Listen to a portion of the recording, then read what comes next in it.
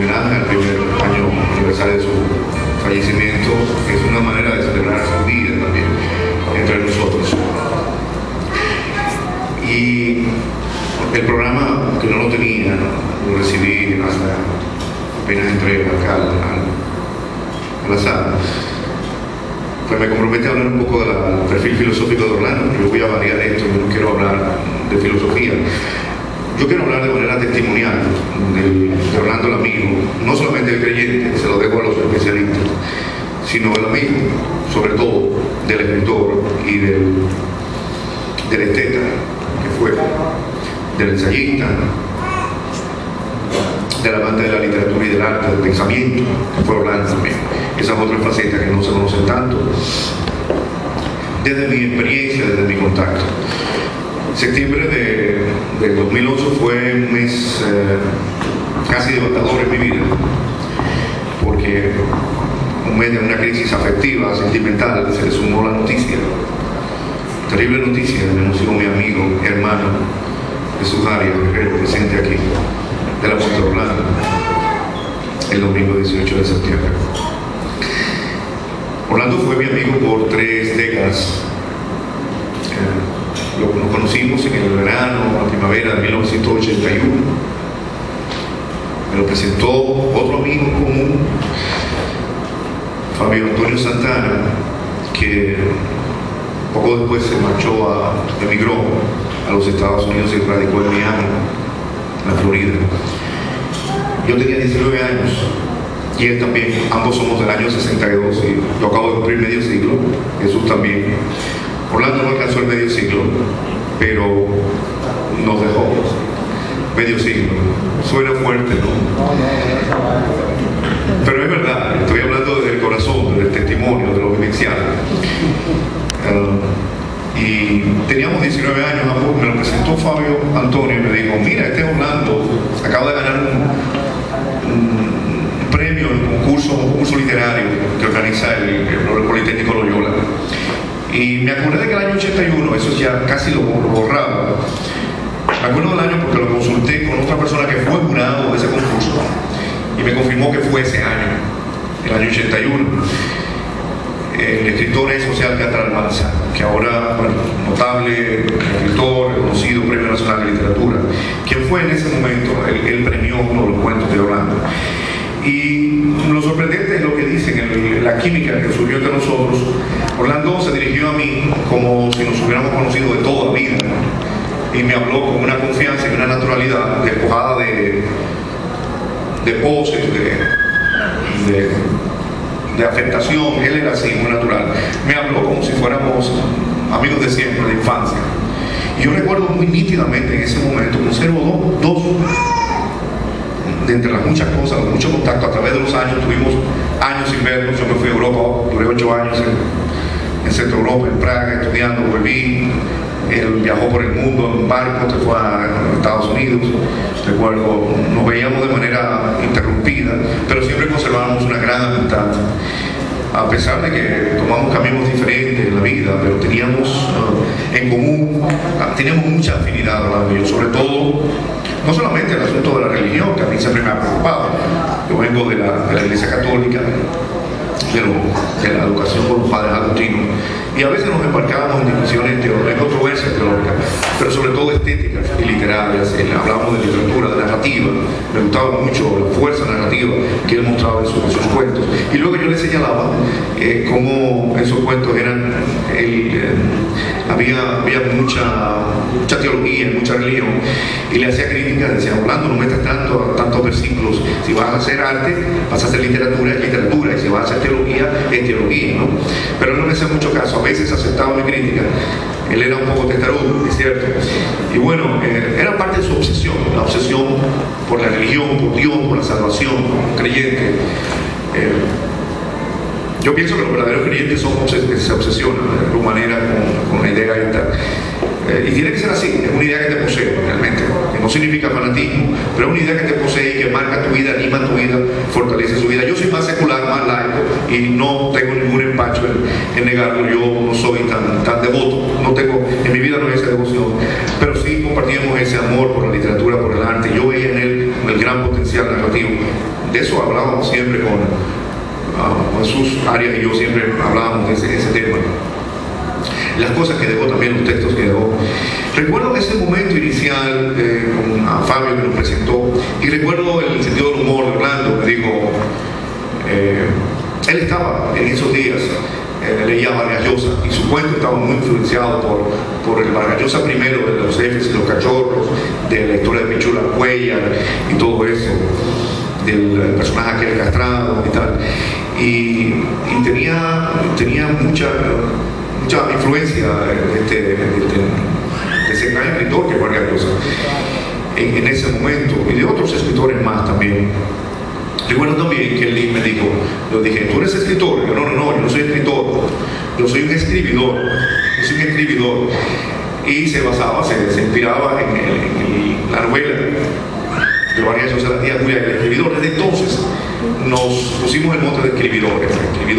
Yo era el escribidor porque escribía ensayos, y él era el escribidor porque escribía relatos, y Jesús María también es escribidor. Y antes, la última vez que nos vimos, dice, ya en San Cristóbal quedan muy pocos escribidores. Sí, nunca se definió como escritor, ni a mí tampoco me reconoció el estatus, no la dignidad de escritor, sino de escribidor, era mucho mejor. Y recuerdo también que me dijo, en esos días estaba de moda mucho Wilfrido Vargas, dice, los dos temas que más me gustan a mí son el himno nacional y Abusadora. ¿Qué hiciste, Abusadora? Y él lo repetía mucho, estaba de moda. Y caminamos por el liceo, y caminamos hasta el Manuel María Valencia, nos paramos ahí frente a donde está Don Babo ahora, frente a Don Babo, por ahí, esa zona. Y así nació la amistad en el año 81, nuestra juventud ya perdida, recuperada por obra de la memoria y del lenguaje.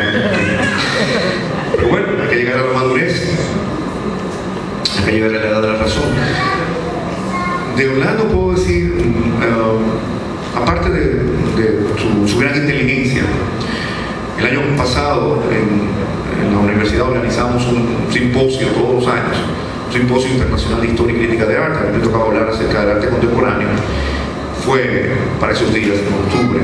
Orlando tenía 1 o 2 semanas de fallecido, y yo hablé ante todo el público, hablé de la pérdida de mi amigo ante los demás, y le reconocí, bueno, el talento, mucho más inteligente que yo, mucho más talentoso que yo, y no es que yo lo sea tanto, pero él era un muchacho que tenía atisbos de genialidad, y lo digo sin ninguna exageración. Orlando rozaba el borde de la locura y la genialidad, cosas que se dan en muy pocas personas. Tal vez su vida provinciana, marginal, de outsider, porque vivía contra corriente, eso también lo hablábamos con Jesús, tenía su vida muy original, tuvo la vida que quiso, digamos que vivió como quiso, ¿no? Y vivió bien, y no tuvo la vida de nosotros, del consumo, del aparentar, sino del ser, no del parecer.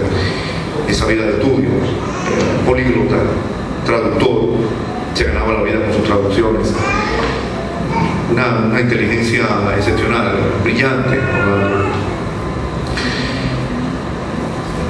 Lo recuerdo con mucho cariño, porque también Orlando era de los pocos lectores que yo tengo que comentaban mis trabajos en la prensa. Yo colaboro en el Suplemento Cultural Areguito desde hace algunos años, y Orlando era de los pocos que cada vez que yo escribía un artículo publicaba sobre la muerte, por ejemplo, un tema que me obsesiona, la muerte, o sobre el sentido de la vida, o sobre la libertad.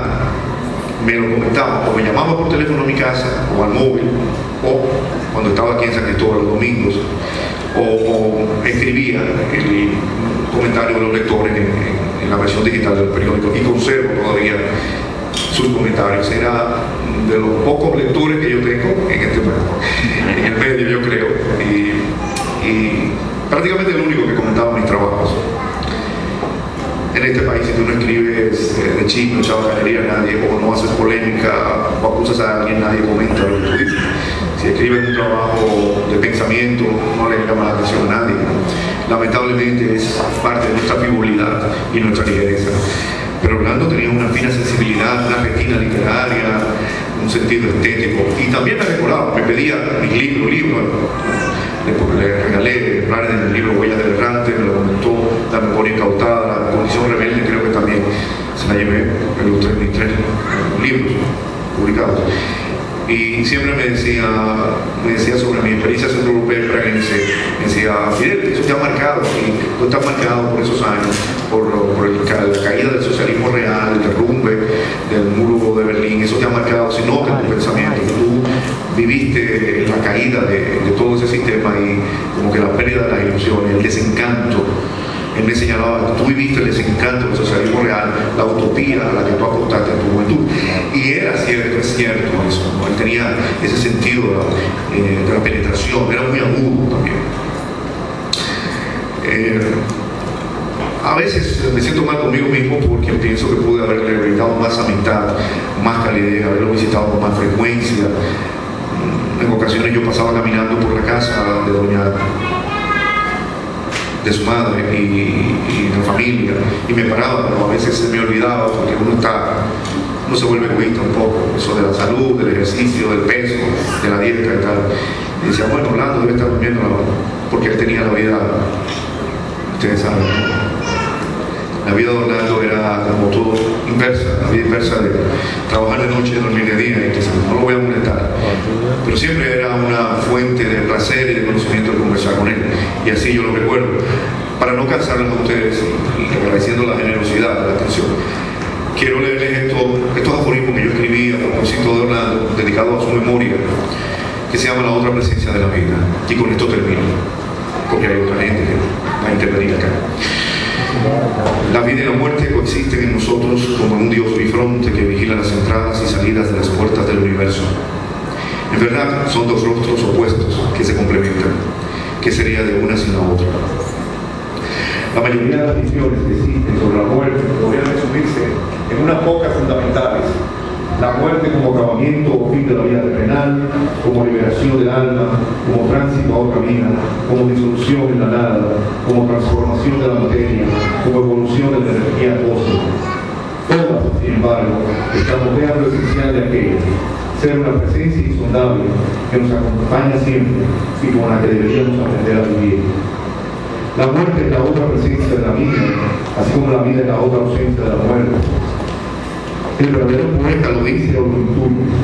Si aceptáramos la muerte como una presencia, como algo situado a otra orilla de la vida, ya no estaría tan presente en nosotros. Poco a poco nos acostumbraríamos a su idea, y sobre todo a su realidad desafiante. Dejaríamos de verla como aquello en que se nos ha convertido, un tremendo escándalo que nos obsesiona y nos aterra. La veríamos entonces como algo natural que nos ha de suceder a todos. Reconoceríamos que vida y muerte, como el Dios Jano, son las dos caras de una sola realidad. La muerte ya no nos horrorizaría, aprenderíamos finalmente a convivir con ella.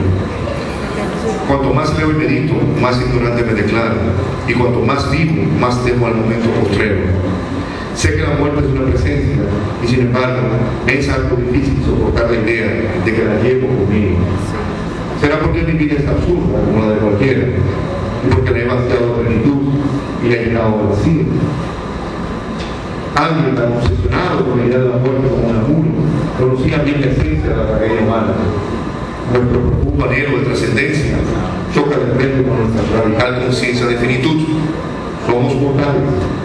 Yo no quiero morir, y sin embargo, tengo que morir. Eso me lo repetía siempre Orlando. En el fondo, todos somos unamunos anhelantes y desesperados. Aparte del dolor y del sufrimiento, temo más al horror de una vida inútil, a un fin final de las vacías, que al hecho mismo de morir. El horror humano es peor que la muerte misma. Curiosa paradoja.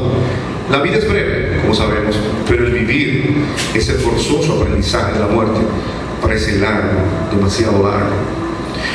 Existen señales inequívocas de madurez o sabiduría. Reconocemos, por ejemplo, que estamos madurando cuando empiezan a afectarnos demasiado las muertes a nuestro alrededor. Pero cuando los que se mueren son los amigos de infancia o de juventud, es que ya estamos viejos y solos. Seremos los próximos. Entonces, nos sabemos vulnerables a todo, y tenemos prisa por vivir un poco más cada día. Saberse y sentirse mortal es uno de los signos de haber asumido la edad de la razón. El vivir es un alto aprendizaje de la muerte, pero todo conspira contra esta certeza, verdad y esta enseñanza útil. La época, la civilización, las instituciones, los valores, los demás, nosotros mismos. No se nos enseña a vivir, pero tampoco a morir. En consecuencia, la muerte nos sigue pareciendo una desgracia, un escándalo o un absurdo total. En un país sencillamente triste y oprimido, en donde a nadie le importa un bledo la poesía, la muerte de un poeta entrañable es solo un hecho más, entre tantos otros, que apenas conmueve nuestras almas insensibles. Muchas gracias.